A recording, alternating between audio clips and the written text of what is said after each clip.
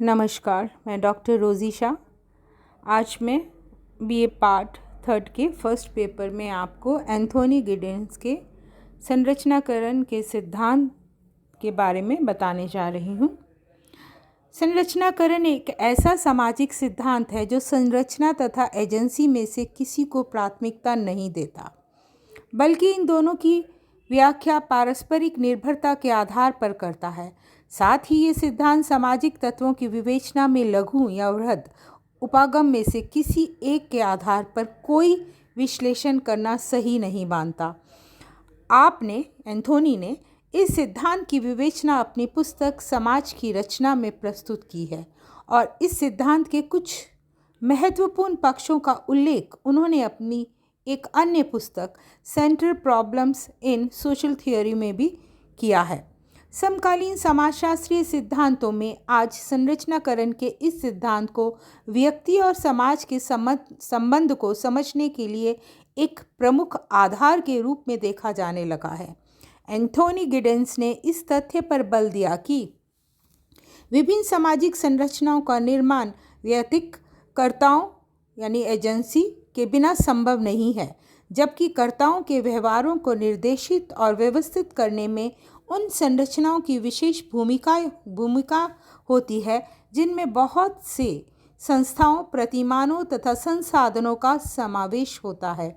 इस अर्थ में संरचनाकरण के सिद्धांत का मूल उद्देश्य संरचना तथा कर्ताओं के विभेद को दूर करना है।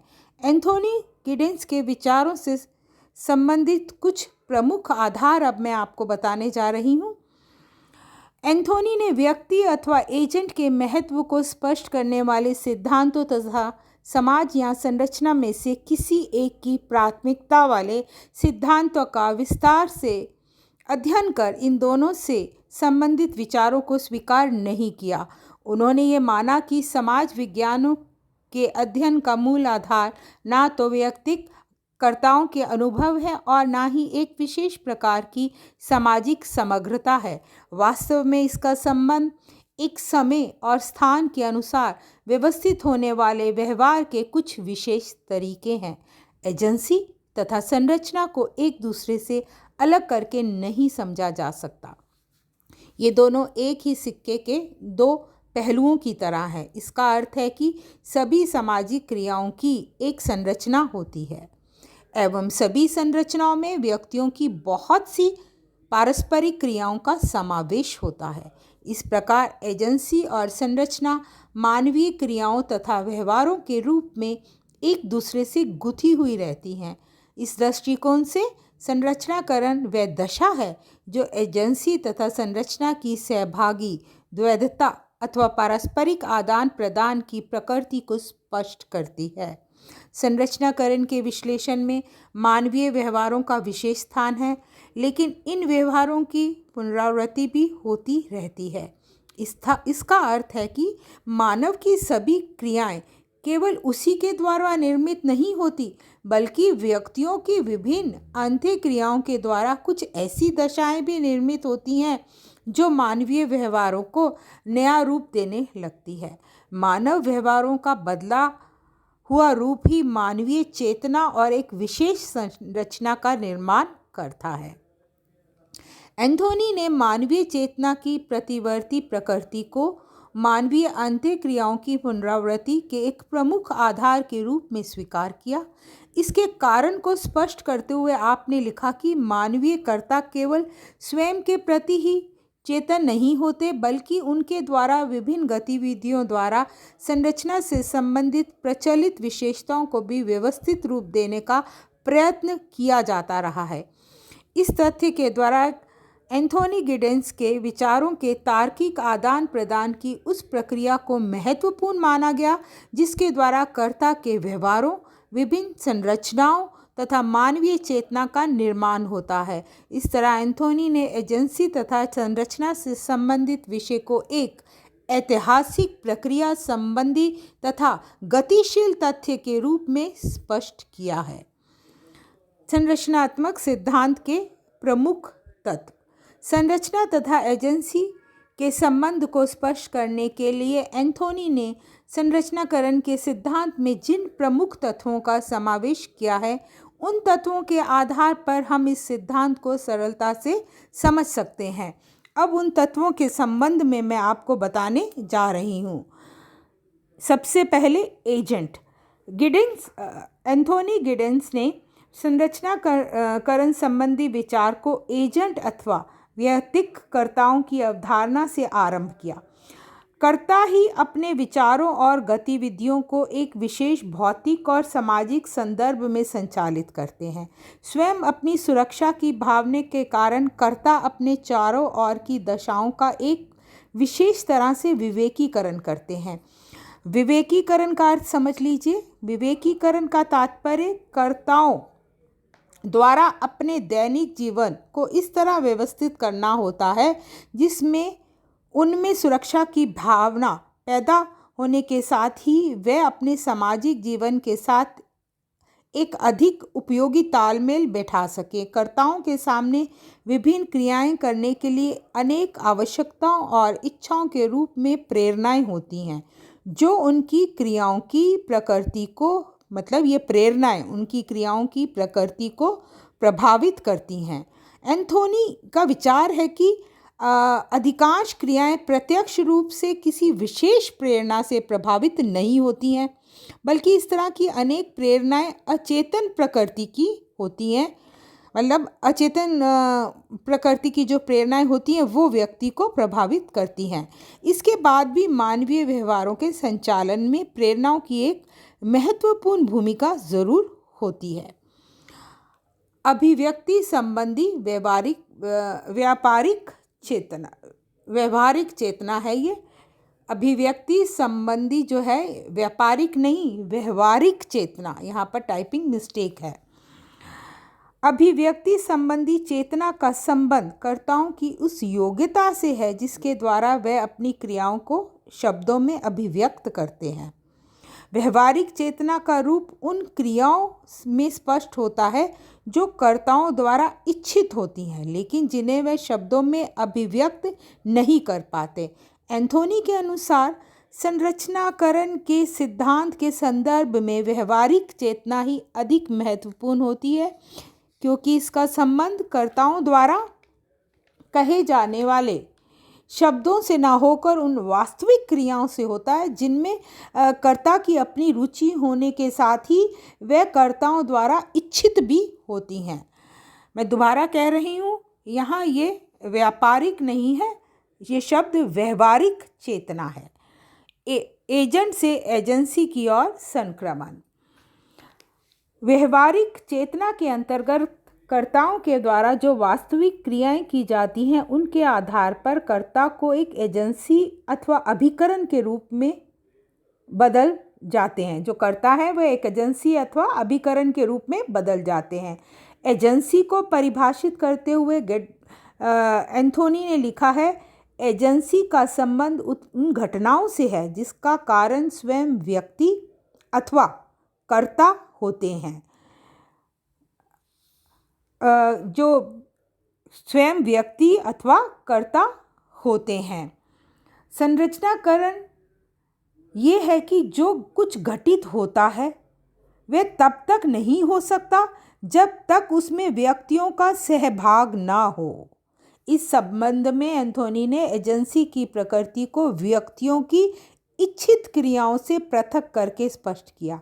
इसका कारण भी समझ लीजिए क्यों पृथक करके स्पष्ट किया है। कर्ताओं की इच्छित क्रियाओं के अक्सर अनिश्चित परिणाम भी हो सकते हैं।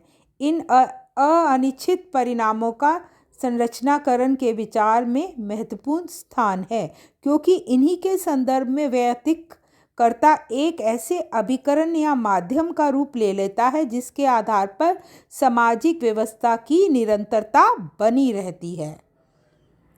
क्रिया में शक्ति का समावेश। संरचनाकरण की विवेचना में एंथोनी गिडेंस ने एजेंसी शब्द का प्रयोग शक्ति के अर्थ में किया है। एजेंसी शब्द का प्रयोग शक्ति के अर्थ में किया है। ये शक्ति एजेंसी के रूप में कर्ताओं की क्रियाओं में निहित होती है। और इस शक्ति का संबंध कर्ताओं द्वारा अपनी सामाजिक दशाओं में विभेद करने की योग्यता तथा परिस्थितियों को बदलने की क्षमता से है। गिडेंस ने यह माना है कि कर्ताओं पर कुछ नियंत्रण और दबाव भी होते हैं, लेकिन इसका अर्थ ये नहीं है कि कर्ताओं की अपनी कोई रुचियां अथवा विभिन्न दशाओं के बीच अंतर स्पष्ट करने की क्षमता नहीं होती है। संरचनात्मक तत्वों का निर्माण करते समय कर्ता कुछ ऐसी दशाएं निर्मित करते हैं जो उनकी शक्ति को स्पष्ट करती हैं। इस प्रकार एंथोनी ने संरचनाकरण के सिद्धांत में कर्ता तथा उसकी क्रियाओं से संबंधित शक्ति को मान्यता दी है। वह उस संरचनात्मक प्रकार्यात्मकता से भिन्न है जिसके द्वारा व्यक्तिक कर्ताओं की जगह समाज की बाह्य संरचना को अधिक महत्व दिया जाता है। संरचना, व्यवस्था तथा संरचना की द्वैधता। इसके अंतर्गत मैं आपको 3 बिंदुओं द्वारा समझाने का प्रयास करूंगी। गिडेंस ने संरचनाकरण सिद्धांत का वास्तविक आधार उसके द्वारा प्रस्तुत संरचना, व्यवस्था तथा संरचना की द्वैधता संबंधी विचार है। इन्हीं विचारों के संबंध में एजेंसी के रूप में कर्ताओं, संरचना तथा व्यवस्था के पारस्परिक संबंधों यानी द्वैधता पारस्परिक संबंधों को समझा जा सकता है। सबसे पहले संरचना को परिभाषित करते हुए एंथोनी ने लिखा, संरचना कुछ विशेष नियमों तथा संस्थाओं का प्रतिमान है जो स्वयं कर्ताओं द्वारा अपने विभिन्न व्यवहारों के दौरान निर्मित और पुनः निर्मित होता रहता है एवं समय और स्थान के अनुसार विभिन्न रूपों में बना रहता है। ऐसा एंथोनी ने लिखा। इस अर्थ में गिडेंस ने दुर्खीम के इस विचार को स्वीकार नहीं किया कि विभिन्न संरचनाएं कर्ताओं से बाह्य होती हैं तथा उनका व्यक्तिक कर्ताओं की क्रियाओं पर एक बाध्यताकारी प्रभाव होता है, जैसा कि ये बाध्यताकारी प्रभाव इमाइल दुर्खीम मानते हैं। संरचना सामाजिक जीवन को एक विशेष रूप देने में महत्वपूर्ण हो सकती है, लेकिन केवल इसी से सामाजिक जीवन के स्वरूप का निर्माण नहीं होता है। इससे ये भी स्पष्ट होता है कि विभिन्न संरचनाओं का व्यक्तिक कर्ताओं के ज्ञान और व्यवहारों से अलग रहकर कोई स्वतंत्र अस्तित्व नहीं होता। सामाजिक व्यवस्था। संरचना की अवधारणा परंपरागत समाजशास्त्रीय विवेचना से संबंधित है। वह एंथोनी गिडेंस द्वारा प्रस्तुत सामाजिक व्यवस्था की अवधारणा से काफ़ी समान है।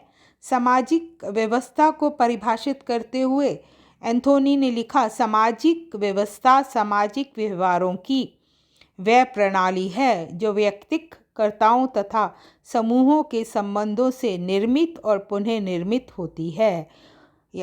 उनकी इस परिभाषा के अनुसार सामाजिक व्यवस्था की कोई संरचना नहीं होती, लेकिन इसमें संरचना संबंधी अनेक लक्षणों और गुणों का समावेश होता है। इसे सरल अर्थों में समझिए। विभिन्न संरचनाओं संबंधी अनेक गुणों या लक्षणों का समावेश होता है। इसका तात्पर्य है कि विभिन्न संरचनाओं को कुछ पुनः निर्मित व्यवहारों के रूप में सामाजिक व्यवस्था के अंतर्गत देखा जा सकता है। दूसरे शब्दों में कहें तो संरचनाएं सामाजिक व्यवस्थाओं में स्थापित होती हैं। गिडेंस ने स्पष्ट किया है कि जो नियम और संसाधन संरचना से संबंधित होते हैं वह वृहद स्तर पर सामाजिक व्यवस्था में लघु स्तर पर मानवीय चेतना से प्रतिबिंबित होते हैं। इस दृष्टिकोण से संरचना तथा व्यवस्था परस्पर आपस में संबंधित दशाएं हैं। संरचना की द्वैधता, ये वह प्रमुख तत्व है जिसके आधार पर गिडेंस ने संरचनाकरण की विवेचना की। वास्तव में संरचनाकरण इस विचार पर आधारित है कि एजेंट कर्ता तथा संरचनाएं विभिन्न घटनाओं के स्वतंत्र सेट नहीं हैं। सामान्य रूप से एक दूसरे से भिन्न दिखलाई देने के बाद भी वह एक सहगामी अथवा परस्पर निर्भर द्वैधता, यानी दो चरों की संबंधता, द्वैधता परस्पर निर्भर को स्पष्ट करते हैं। सामाजिक व्यवस्थाओं की संरचनात्मक विशेषताएं उन व्यवहारों का माध्यम और परिणाम दोनों होती हैं जो सामाजिक जीवन के दौरान कर्ताओं की क्रियाओं के रूप में उत्पन्न होती हैं। इस अर्थ में संरचना तथा एजेंसी के अस्तित्व को एक दूसरे से अलग नहीं समझा जा सकता है। संरचनाकरण के अपने इस सिद्धांत में गिनेस ने इस तथ्य पर बल दिया है कि विभिन्न मानवीय समाजों के बाहरी रूप पर अधिक ध्यान देने की जगह उन विभिन्न संस्थाओं को व्यवस्थित बनाना अधिक आवश्यक है जो सभी स्थानों और अविध के लिए महत्वपूर्ण होती हैं। धन्यवाद।